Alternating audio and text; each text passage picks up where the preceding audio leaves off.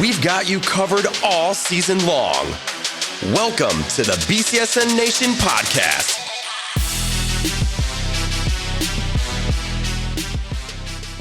All right, here it is. Welcome to the BCSN Nation podcast, season 2, episode 26, presented to you by Buffalo Wild Wings. I'm here with Mike Robb and Justin Feldkamp, and we are going to have the greatest of all times. Had to change up the slogan this week. Keep it fresh for you. So, Mike, over the weekend, I saw you took a trip to Buc-ee's. That got me thinking. We've got some teams that are hoping to take some long road trips down playoff games. So what is your recommendation, your road trip snack essential? We'll start with Mike, since you made your Buc-ee's trip. Well, you know what? It was a great weekend down in Tennessee. Took a 10U, a 12U, and a 14U team down there to go compete in some 7-on-7. We did really well. But the ride back, I flew in.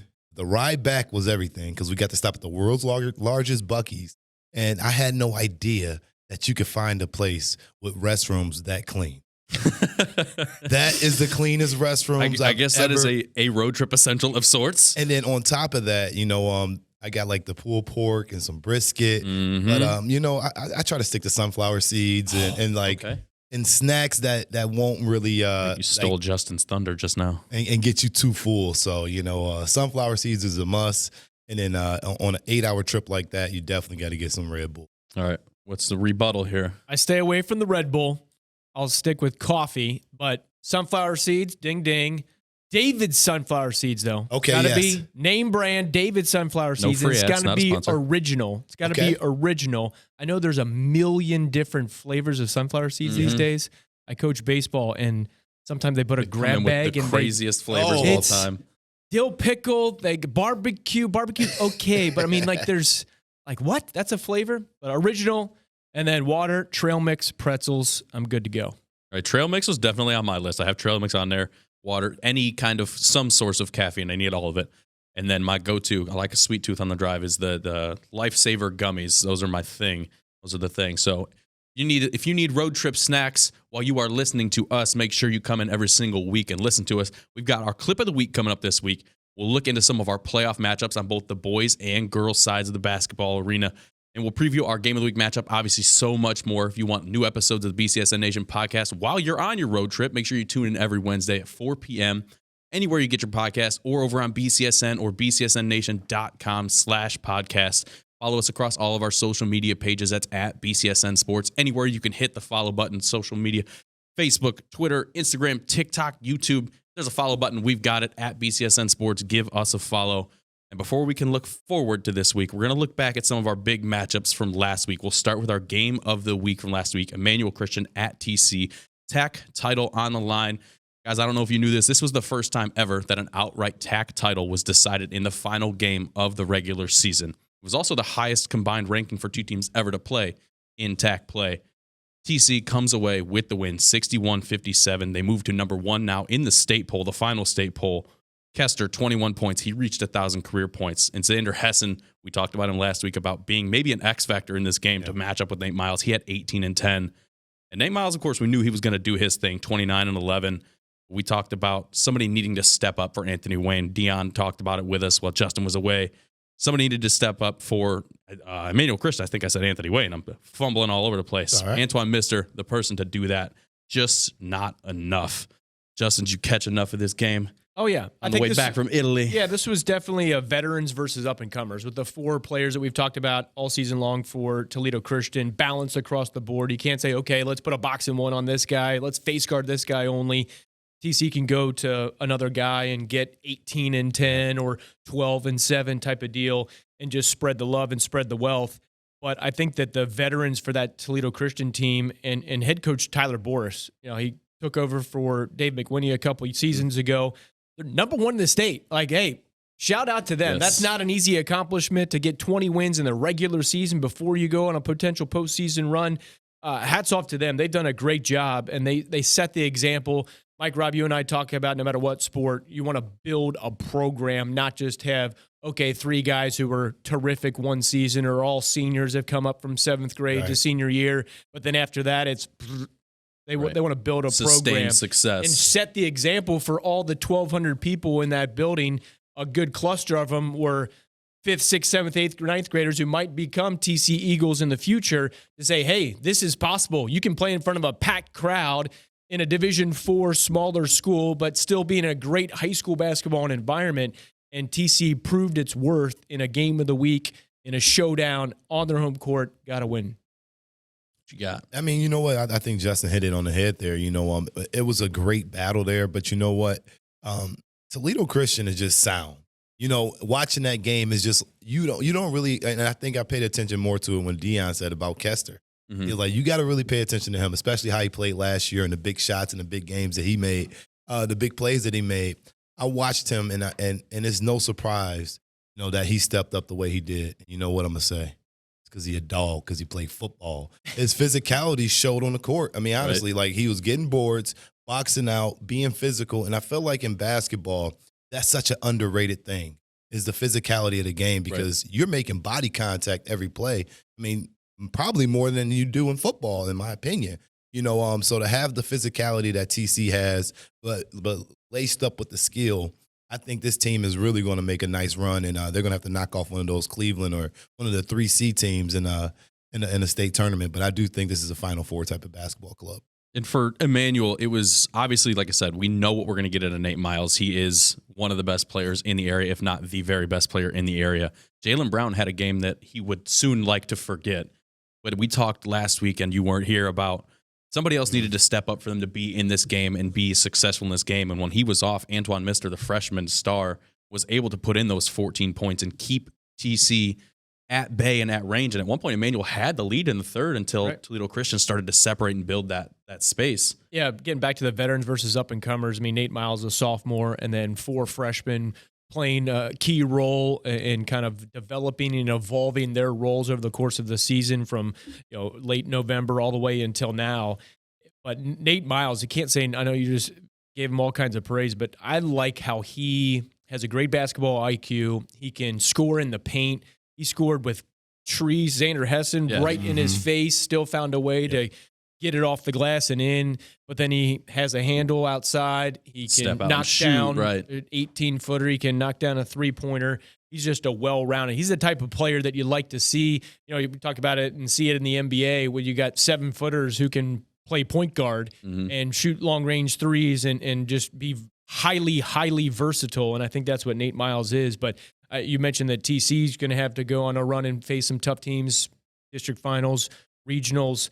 I think the same thing can be said for Emmanuel Christian. Yeah. That both of these teams can go on deep tournament runs and represent the TAC really well, not only in the region, but across the state of Ohio as well. And the benefit, obviously, for all these TAC teams that have had to battle with each other is they are battle hardened. They're battle tested. They've seen some of the best teams in each division in the state in themselves in TAC competition.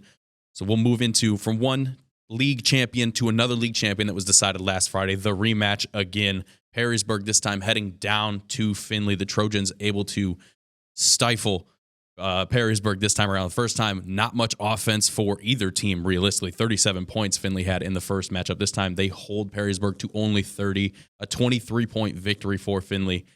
And it started slow, 7-6, Perrysburg with the lead after the first quarter, and then the Trojans really took over all kinds of momentum. They get to 20-2 on the season. They clinched the NLL title. I know we questioned it last week who would win that NLL title if Perrysburg had pulled the upset. Yeah. It would have been a two-way tie. Okay. The NLL gives a tie to both of those teams with 2 losses in the conference, even though Findlay had the head-to-head wins over Whitmer. That's crazy. You want somebody to be upset about that, you go find Mark Coons and ask him about it. He doesn't like it. We got Javante Hill, 21 points in the matchup. They hold Austin Schultz to 14 points, which led the team. And more importantly, they keep Coach Boyce away from 600 wins again. The man just can't find it. Hopefully we'll get to a matchup over this weekend where we think he might be able to get to that. But the NLL title decided. Findlay clinches. They are the best team in the NLL. I think we can all agree with that, and they deserve that title. Yeah, 100%. They just came out and made a statement, packed house down at Findlay. You hold Perrysburg to 30 points. I mean, 30 points. We've seen 9, 10, 11-year-old teams score 30 points. So, I mean, you talked about lockdown defense, and I just think Findlay is on a mission. Yes, they did lose 59-53 to Shelby back on February 10th. That was on a neutral court at Ottawa Glandorf in a winter tournament showcase. Shelby, a really good team. Correct. But I think that Finley, those losses maybe kind of came at the right time in the sense of you don't have the pressure of going 22-0 into the postseason where you got a gigantic target on your back. You're still a number 1 seed. You're still ranked top 10 in the states. You're going to have a target on your back no matter what, especially in the district regional competition. But I just think they are so balanced, and I echo what Rodney Martin said in a game of the week at Finley a few weeks ago. He said all the pieces fit. If Finley is a puzzle, there's no missing piece to that puzzle. They have a variety of players and a variety of skill sets from all of those different types of guards, forwards, centers, mix and matching them up. They got a little bench rotation. They got Coach Jim Ruckey, 25 years at the helm. He's been there, done that, knows how to game plan, coached against all the other competition. In many cases, once he gets into the tournament, he's coached against them, so he has an understanding of what a team is going to do to try to challenge them based on their own personnel. But, I think a district champ, anything short of a district championship will be a disappointment for Finley. Yeah. That's a pretty easy. I'm not going out on a limb with saying that because they're a state-ranked top 10 team, but we know very well in the tournament, you take an off-shooting night from one team, one player, and it's see you later, you're going home. NLL Player of the Year. Hey, we called it last week. Javonte Hill. We called it last week. I mean, he is just a special player. He just plays the game at a different level. And again, I hate going back to it, but I'm really trying to make this point to you hoopers.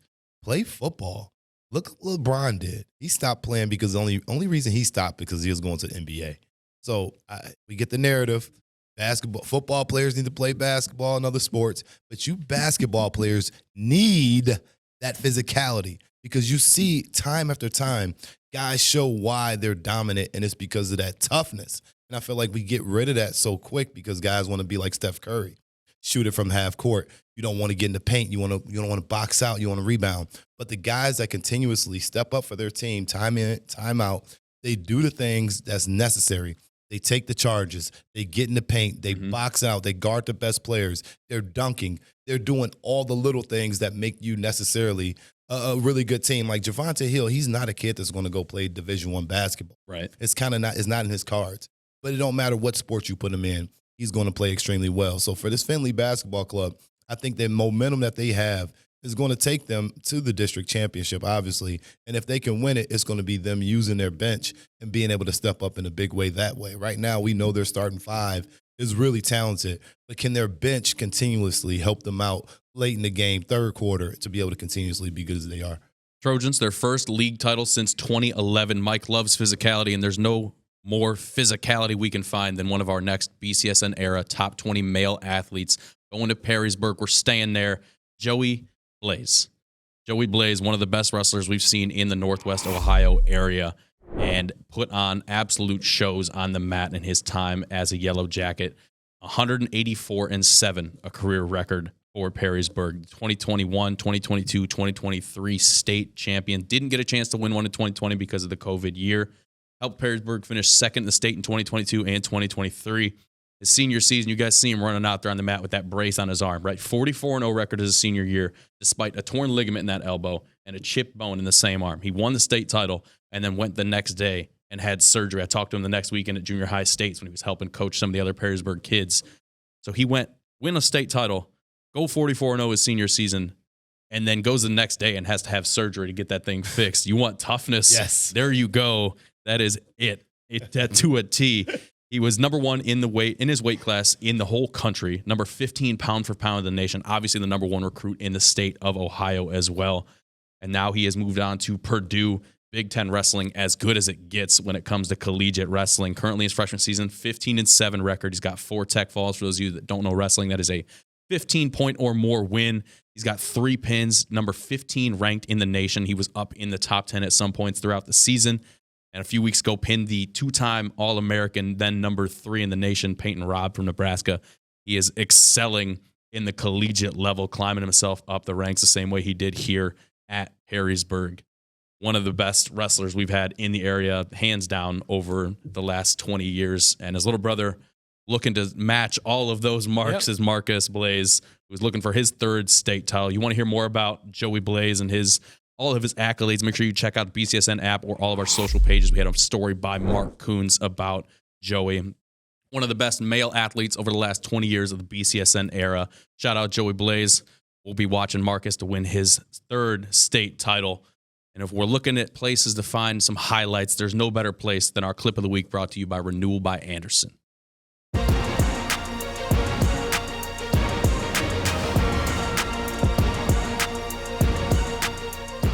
You want highlights, you go to Finley and you go to the human highlight reel himself, Javonte Hill. We're not going to take away from the pass, though. We'll let this thing roll from the top. And who else do you want to throw a better pass in the area than Ryan Montgomery? Gets the board. Nice little whole court, little bounce at the end, Javonte Hill. I think at this point we could agree that we could have put together our top plays of the season, Javonte Hill edition, and just called it a wrap. 4th quarter, last Friday, obviously they got the lead, but he stole every last semblance of momentum that Perrysburg could have hoped to put back in this game. One-handed slam.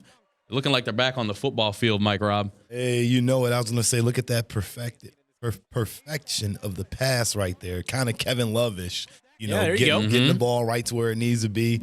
But again, look at the face. Look at the joy, playing the game with high energy, having fun, and that's what it's all about. This kid is having fun playing sports, and that's what we love to do about that's what we love about sports in general. Having fun, the good faces, and look at this. Just the vertical leap to jump up there, dunk it, student section having fun. This is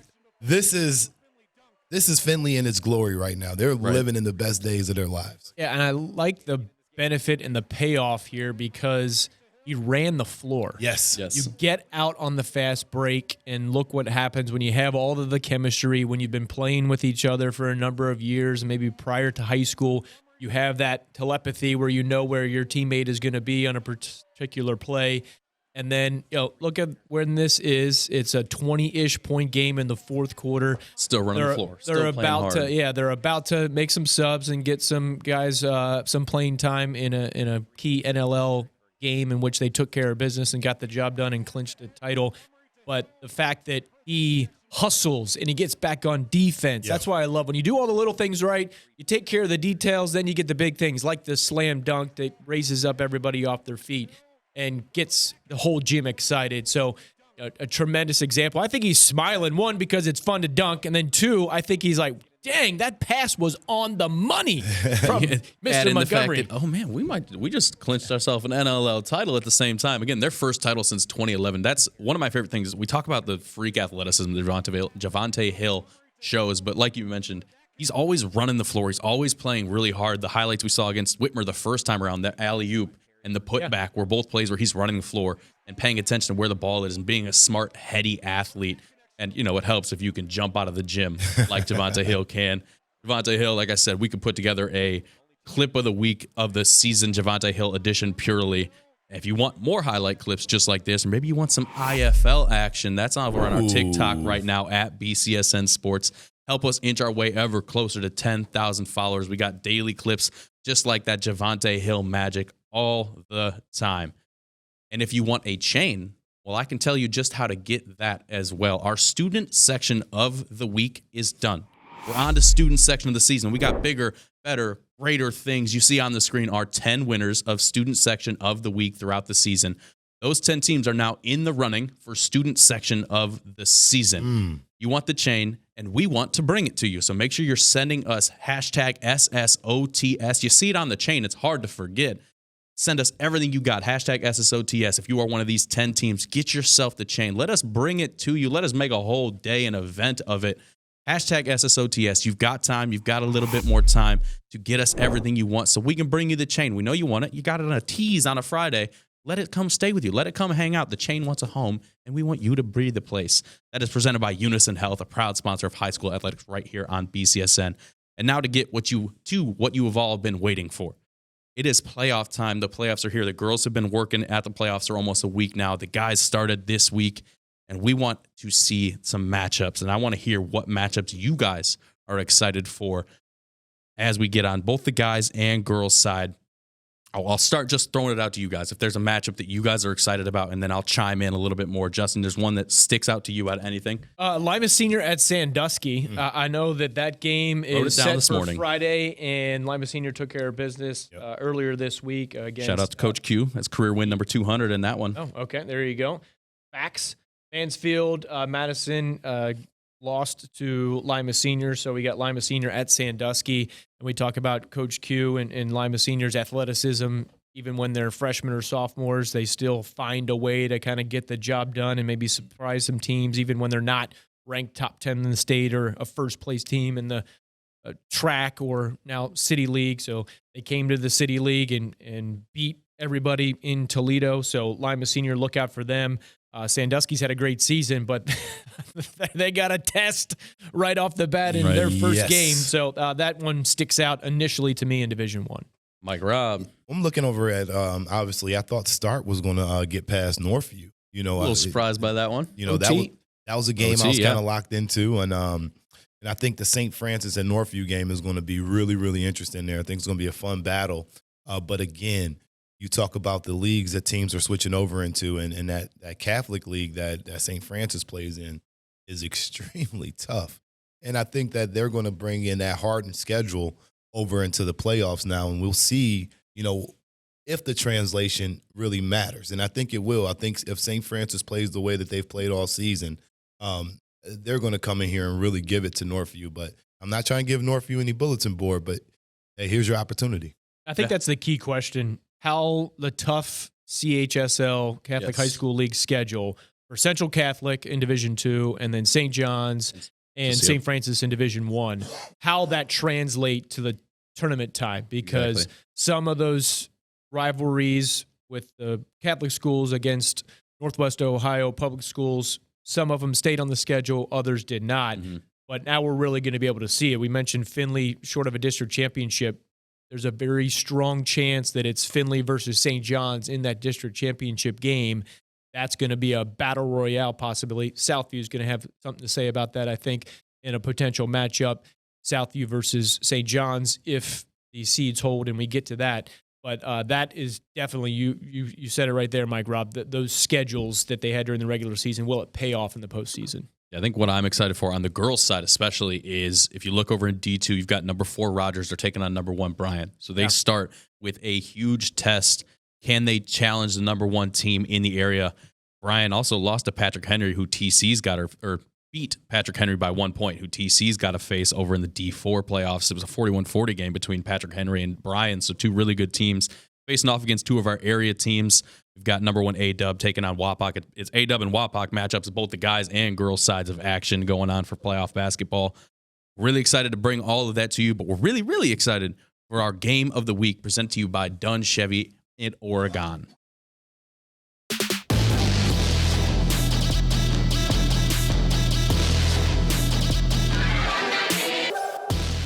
Game of the week action coming in D2 playoffs. We just mentioned a little bit about it. We've got number 3 seed Bowling Green taking on the 5 seed Central Catholic.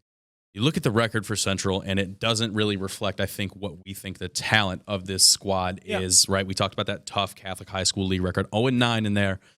But to take it outside of there, right, they've got 8 wins outside, only 5 losses. I think this is a really tough team that is, we've mentioned all season, they're young, they're learning, they're kind of getting their stride. And I think a time that you don't want to find the team that's young and getting their stride is right now in the playoffs. And it's a little worrisome, I think, if you're BG. Yeah, I think this is going to be an interesting matchup just because the youth of Central Catholic and then that 0-9 record in the league play.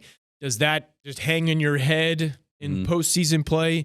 Can Coach Floyd flip the switch and convince them and brainwash them to say, hey, flush those 9 losses down the toilet. It's a fresh start, 0-0. Let's roll the ball out there and let's get going and show teams what we can do. So that is the key crux of this game of the week here on Friday night on March 1st. But piggybacking off of some of the other matchups that I was looking forward to, the Rogers-Scott, we could get that on the boys' side later in the tournament. And then the other D3 and D4 action. D4, we talked about TC.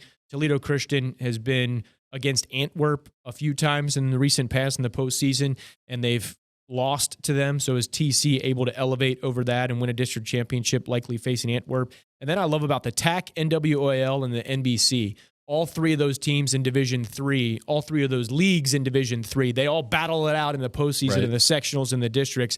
Kind of who from those groups? Is it one league that dominates and gets and advances over all the other two, or is it a mixture? One from each kind of advances. So I always like to see that at this point in the season. But getting back to Central Catholic and Bowling Green, this is a test. I've talked about Bowling Green a number of times. They've challenged some of the Buckeye Division teams, them being a Cardinal Division team, and they've had close games. They've kind of steadily progressed and made some definitive progress, and not just playing teams, but competing against teams, occasionally surprising teams, and they're going to be tested right off the get-go here on Friday, March 1st. Yeah, you talked about playing really well against some Buckeye Division teams. They had a really close battle with Whitmer not too long ago, so hopefully those are some things that can keep them confident heading into this playoff run. What are your thoughts on this big game matchup? You know, obviously Ruffin is one of the special players out here in Northwest Ohio. You know, I think big fan. You know, I'm a huge fan of that kid. I mean, I got to call a game of them earlier this season, and he really stood out, although they didn't beat Napoleon at time at Napoleon. He really stood out just athletically, just being able to get up and down the court. Kind of remind me a little bit of Javante Hill, you know, honestly, just with the athleticism. But then you look over at Central Catholic side, look at Isaiah Brenneman, you know, where he benefited from the past few years of having a lot of veteran players around him, where, you know, he kind of was, you know, like the fourth best player on the court. And he was all league last year. He was all district player, you know, and this year he didn't get any of those awards. Now, because he's the guy playing in that tougher league, you wonder if now he can translate this game, his skill set back to the public school realm, where he can now take on some of these guys that are a little bit lesser point guards, where he's not going to get double, triple teamed.